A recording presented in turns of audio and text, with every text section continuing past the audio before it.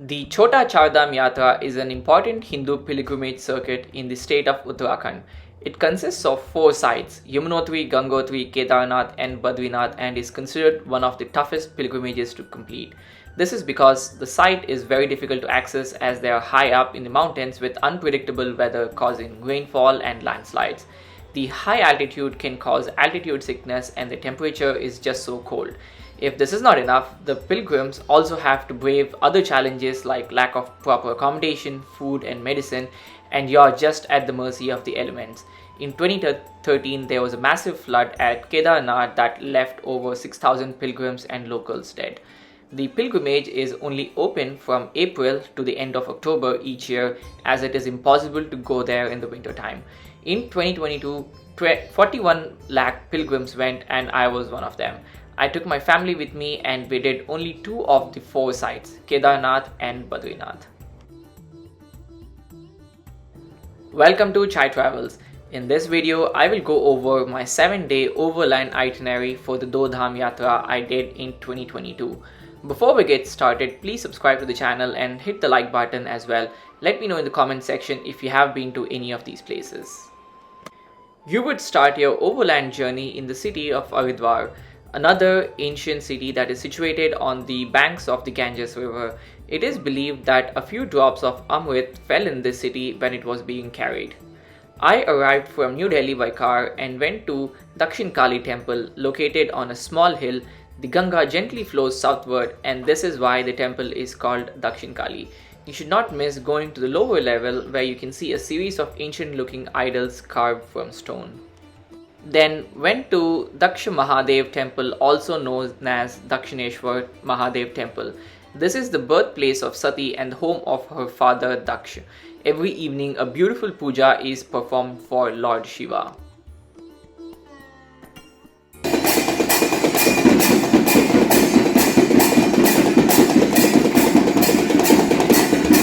You would start your day early and go to the Chandi Devi temple located on the Neel Parvat. You can take a ropeway to go to the top and is a very important temple. It is believed that the main idol of the Chandi Devi was installed by Adi Shankaracharya in the 8th century.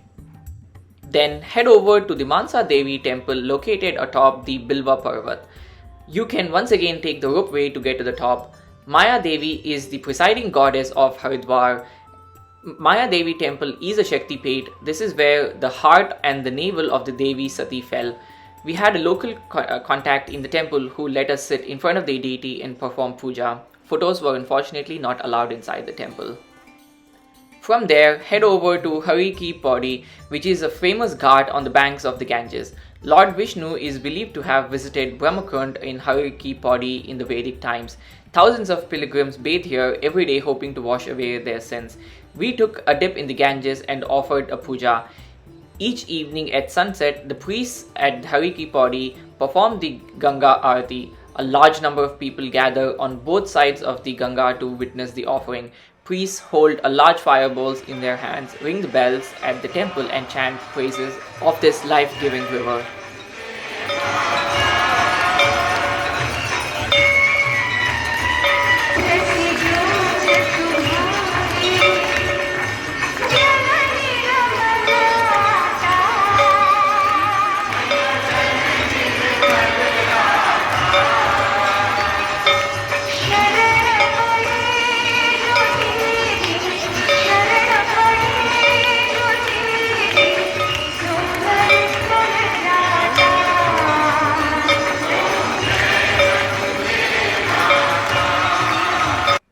The next day, we went to Dev, which is the confluence of the rivers of Alaknanda and Bhagirathi, and both rivers thereafter flow as the Ganges River.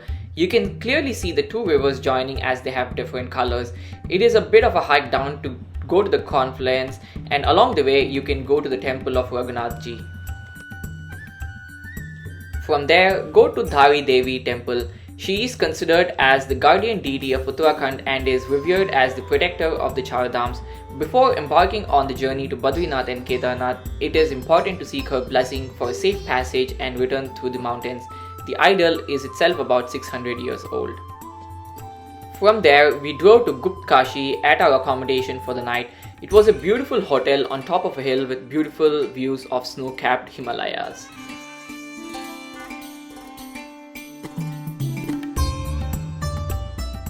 Today was a big day as we would be heading to the first of the two dhams, Kedarnath. We booked helicopters to take us to Kedarnath from Pata. There are a few other places to take the helicopters from. The alternative to that is a pony ride or a walk from Gaurikund, which is really difficult trek. Our helicopter was supposed to take us there at 8 am but was delayed due to weather conditions until noon. It was a short 10 minutes helicopter ride where you can see some incredible views of the valley below. The main temple of Kedarnath is about a 15-minute walk away from the helipad. Kedarnath is one of the most sacred temples in all of India and is located on the banks of Mandakini river at an altitude of 3,600 meters above sea level. The temple was originally built in 8th century AD by Jagadguru Shankaracharya and stands adjacent to a site of an even earlier temple built by the Pandavas. To say the temple is ancient is an understatement. Dedicated to Lord Shiva, the Kedarnath temple has marvelous architecture built of large, heavy and evenly cut grey slabs of stone. The temple has a garbhagriha for worship and a mandap. A conical rock formation inside the temple is worshipped as Lord Shiva and his Sadashiva form. There are other deities in the temple as well, namely the Pandavas. Outside the temple door, a large statue of Nandi stands as a guard. In 2013, when the flood started, a giant stone washed from the hills and stopped right behind the temple, thereby miraculously protecting the temple from being washed away. The Samadhi of Adi Shankaracharya lies just behind the temple, which unfortunately was washed away in 2013. In 2021, a 12-foot statue of Adi Shankaracharya was unveiled in its place.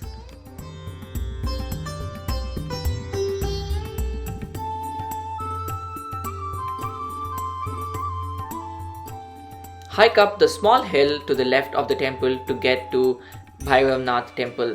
The temple is dedicated to Bhairav, the fierce manifestation of Lord Shiva associated with destruction and devastation, who is the Kshetrapal, the protector of Kedarnath temple. Stop a minute to take in the beautiful views of the Himalayas from the vantage point. On a clear day, you can see the magnificent snow-capped peaks that surround the temple. We had to stay the night in tents as helicopter service was halted due to bad weather. The next day, we got back to Pata via the helicopters in the morning and began our journey to Badrinath in winding roads. It will take about 7 to 8 hours on a good day to make this journey. You will reach Badrinath at night and go to the temple just before closing hours, which is lit up and looks beautiful. Badrinath is the second dham of the Chota Char Dham and one of the Char Dham's pilgrimage sites.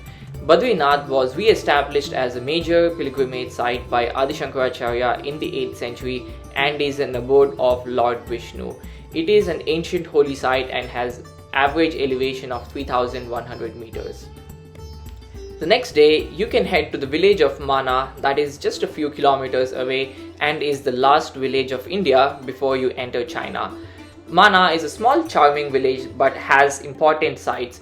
Vyas Gufa is the site that is believed to have been the place where Vyasa composed the Mahabharata. Adjacent to it is the Ganesh Gufa. It is believed that the Maharshi Vyas dictated the Mahabharata and Lord Ganesh wrote it in this cave. You can visit the Bhim Pul, which is a huge rock over a gorge believed to have been lifted and put there by the Pandava Bhim. This place is also believed to be the origin of the Saraswati river. Lastly, do not forget to have a cup of tea at the India's last tea shop. You can cover all of these in about 3 hours. You can then head back to the temple complex and pay a visit to the Brahmakapal, situated on the banks of Alaknanda river and holds a great deal of prominence as this is believed that Lord Shiva was freed from his sins of Brahmahatya here. Hence, pilgrims pay homage to the dead souls of their ancestors and is believed that their souls will achieve salvation. You can then head to Narad Kund and Tapt Kund, two natural hot water springs which lie between the Badrinath shrine and the Alaknanda river. Pilgrims take a dip to wash away their sins. You can go to the Badrinath temple again and experience it during the day. Luckily, we managed to get tickets for Karpur Aarti inside the temple.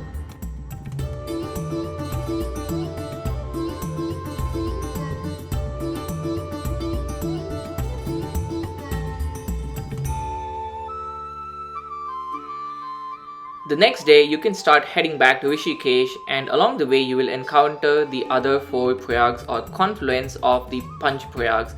The first is the Vishnu Prayag, which is the confluence of Alaknanda River and Dhaulaganga River. The next along the route is Joshimath, which is the winter seat of Lord Badri. Here you can find the place where Shankaracharya had meditated for over 1200 years ago. The next stop is Nandaprayag, that is the confluence of Alaknanda River and Nandakini River. Next, you will see Karnaprayag, that is the confluence of Alaknanda and Pindar River. Then it is Rudraprayag, which is the confluence of Alaknanda and Mandakini. Here you can visit the Rudranath temple of Lord Shiva, where you can bring water from the confluence and perform an Abhisheka for the Lord. According to mythology, Narad Muni worshipped God Shiva here to learn music from him, and Shiva taught him the music in the form of Rudra. There used to be a rock called Narad Shila where Narad is said to have sat in meditation. From there on, head over to Rishikesh. This is the last day of the pilgrimage and can be spent in Rishikesh. It gets its name as in the ancient times sages meditated here. Legends state that Lord Rama did penance here for killing Ravana. You can start by visiting Nilkant Mahadev temple, and it is said that it is a sacred location where Shiva consumed the poison that originated from the sea when Devas and Asuras churned the ocean. You can then go to Lakshman temple where Lord Lakshmana meditated to seek spiritual enlightenment.